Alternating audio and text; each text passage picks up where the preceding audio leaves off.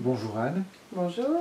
Merci d'être là, mais c'est pour quelque chose de très particulier. C'est encore un livre, une nouvelle naissance, mais pas n'importe quel livre. Un livre qui nous donne un rendez-vous. Un livre qui s'appelle Petit manuel pour un grand passage exactement.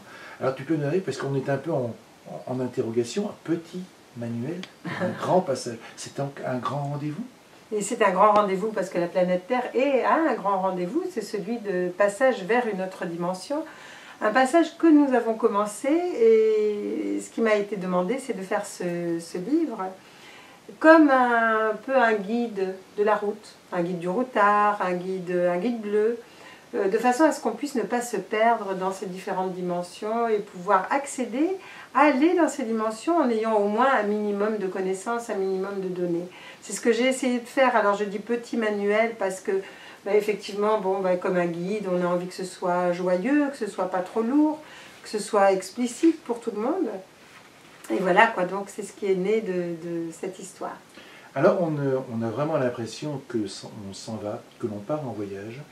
C'est un peu ça, c'est un guide, mais alors on va quand même te poser quelques questions.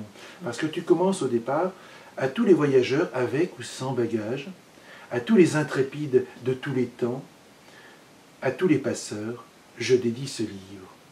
Mais oui, tu peux peut-être nous préciser un peu véritablement. Et surtout à ceux qui sont sans bagages, c'est vrai, et tous les intrépides, donc tout ça. Pourquoi avec des bagages Alors avec des bagages, on a peu de chance, ou on a des difficultés pour rentrer dans les autres dimensions.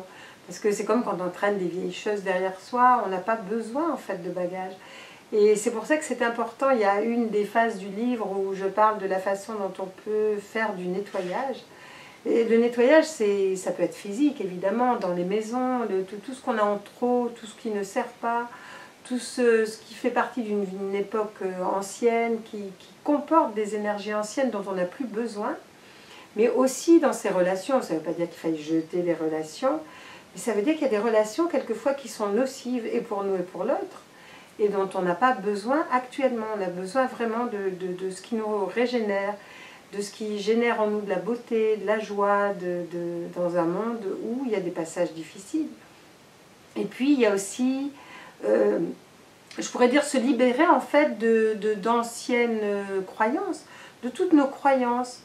Et des croyances, on en a, parce que on a des croyances qui sont acquises par l'éducation, des croyances familiales, des croyances de race, des croyances religieuses.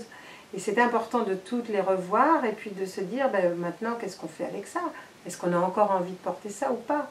Donc c'est tous ces bagages-là dont il faut se défaire pour arriver dans une autre dimension avec quelque chose de nouveau, avec de l'espace, faire du vide pour qu'après autre chose puisse arriver.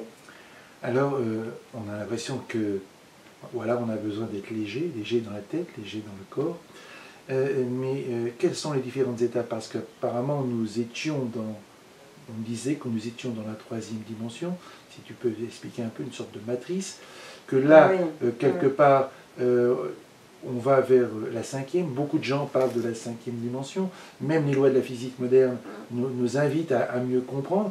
Et toi, tu nous parles à un certain moment, et tu nous dis, attention, on ne peut pas aller tout de suite dans la cinquième, sans passer par la quatrième. Alors c'est quoi cette quatrième dimension? Mais oui, alors justement, on est dans la troisième dimension, que tout le monde connaît, c'est quand même pas beaucoup une troisième dimension. Quand vous imaginez le nombre de dimensions qu'on peut avoir, donc là, justement, on n'imagine pas.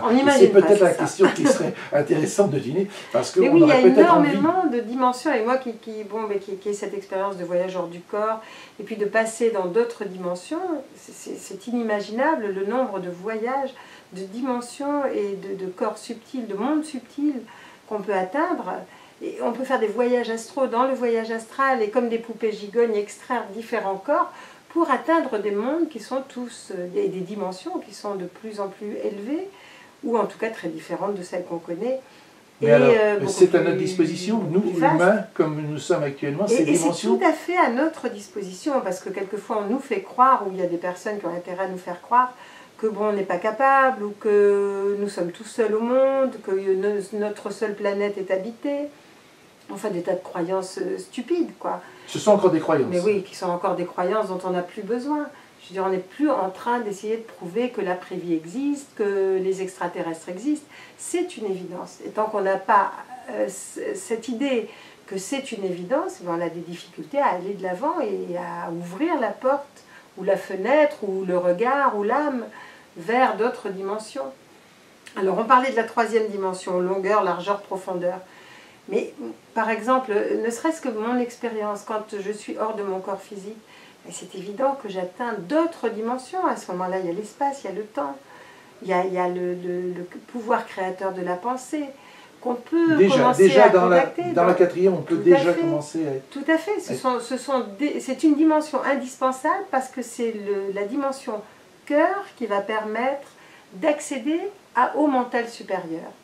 Donc d'accéder à un monde qui va nous permettre de voyager, d'avoir un espace-temps complètement différent et en même temps de créer des choses qui seront belles.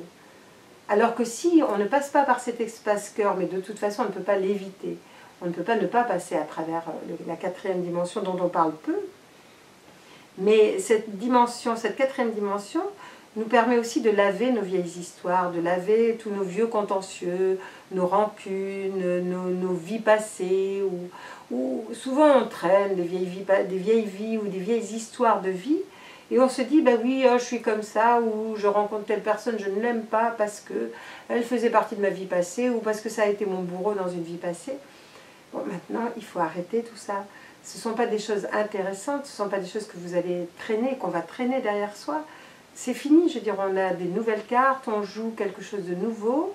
Il faut arrêter de traîner avec nous tous ces vieux contentieux. Et donc cet espace-cœur sert à ça. Donc quelque part, cette quatrième dimension serait une sorte de sas, voilà, qui permet de passer d'un espace à un autre. Et de nettoyer tout ce qu'on a à nettoyer. D'accord. Et on peut dire que l'espace-cœur, c'est aimer. C'est l'amour inconditionnel, c'est vraiment... Bon, alors c'est un grand mot, évidemment, on n'arrive pas tout d'un coup, hop, on passe dans la quatrième dimension, on aime inconditionnellement. Donc on est déjà en train de passer dans la quatrième dimension, et on a des éléments qui nous permettent de commencer à capter par moments cet amour inconditionnel. Et ça, c'est beau. Et ça va nous permettre de rentrer dans la cinquième dimension, et de faire un itinéraire qui, dans cette cinquième dimension, nous évitera de nous perdre. Parce que cinquième dimension, ça veut dire je suis libre, je n'ai plus mon corps physique est malléable, ou ça n'est plus le même corps physique. Je peux voyager à la vitesse de la pensée, je peux tout décider par moi-même, je ne suis plus dépendant. Je ne suis plus dépendant si j'ai fait ce qu'il fallait avant. Oui, parce que quelque part, c'est quand même une grande responsabilité que d'être libre et de décider. Voilà, on ne peut pas être libre sans avoir déjà appris comment on se sert de la liberté, ou comment on se sert du pouvoir de nos pensées. Et alors vraiment, jusqu'à présent, on a beaucoup parlé de tout ça. Intellectuellement, on est presque tous d'accord. Mais maintenant, c'est plus le moment de se dire, de se dire qu'est-ce que je fais avec ça, où est-ce que ça existe, où est-ce que c'est vrai. C'est le moment de mettre en pratique ce qu'on a appris depuis des années, ce en quoi on croit depuis des années. Maintenant, comment on fait ça? Comment on met ça en pratique? Et donc c'est ce petit guide que je voulais offrir aux lecteurs. Alors dans ce livre, il y a quelque chose, quand tu dis que tu dis pratique, pratiquement après chaque grande étape, tu donnes des petits exercices. Oui, il y a des exercices qui m'ont été donnés aussi, qui m'ont été montrés et qui vont permettre justement de concrétiser chacune des étapes. Et puis de montrer comment on peut accéder à ces dimensions sans tout d'un coup créer des mondes complètement fous. Parce que quand on devient créateur, on est créateur évidemment, même dans la troisième dimension. Mais dans la cinquième dimension, quand on crée, ça apparaît tout de suite. Ça veut dire que si on crée des choses horribles, ou si on a des peurs, ou si on n'a pas géré nos peurs, si on n'a pas géré nos angoisses, si on n'a pas géré nos colères, évidemment elles se concrétisent devant nous. Et quand elle se concrétise, et à ce moment-là, à nouveau, ça renforce notre peur. Et on peut très bien repartir dans une troisième dimension et y rester. Ah, on peut descendre cinquième, quatrième. On peut descendre, on peut se retrouver. On peut être tellement effrayé par ce qu'on a créé qu'on peut très bien retourner dans un monde où les créations sont moins effectives, moins vivantes. Donc, ce qui est important d'après ce que tu viens de dire, c'est qu'en cinquième dimension, nous sommes libres, mais nous sommes vraiment efficacement créateurs, et la notion du temps pratiquement tend vers zéro. Oui, tout à fait. C'est-à-dire qu'on a rapidement, tout de suite, ce que l'on pense se matérialise quelque part. Ce que l'on pense se matérialise, on crée notre monde. Et sur d'autres planètes, bon, c'est quelque chose qui est déjà effectif, puisque l'enfant, dès son plus jeune âge, va apprendre à gérer les pensées, à se servir de ses pensées pour nettoyer des endroits, ou pour gérer des pollutions, ou des pollutions qui existent sur certains types de planètes, mais en même temps, ou des miasmes psychiques, et qui ne vont pas justement rester parce que on apprend à les gérer, on apprend à les régler surtout. Et là, tu mets en évidence le pouvoir de la pensée. Ah oui, ça c'est une longueur d'onde extrêmement important. Les formes pensées qui nous entourent, c'est vraiment un élément essentiel que pendant des années, avec Antoine, on a essayé de montrer, d'expliquer. Mais maintenant, il faut passer à l'acte. C'est ça.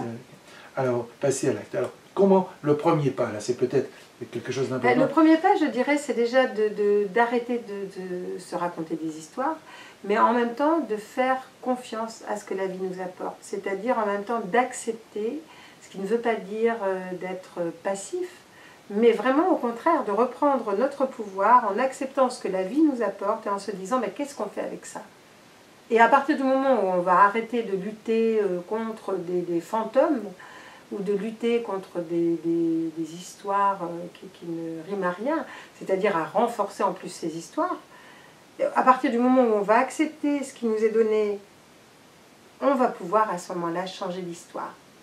Et aussi savoir que nous sommes des êtres divins et que dans cette divinité, alors évidemment tout le monde le dit, tout le monde le sait peut-être, mais c'est pas, en fait, peu importe qu'on se le dise. Ce qui est important, c'est que savoir qu'on est divin, ça veut dire je suis capable de changer mon histoire. Je suis capable de créer un monde qui soit bon, un monde qui soit beau. Disons, l'impossible est une absurdité. Et ça, il faut vraiment qu'on l'ait en mémoire, que ce soit vraiment une certitude.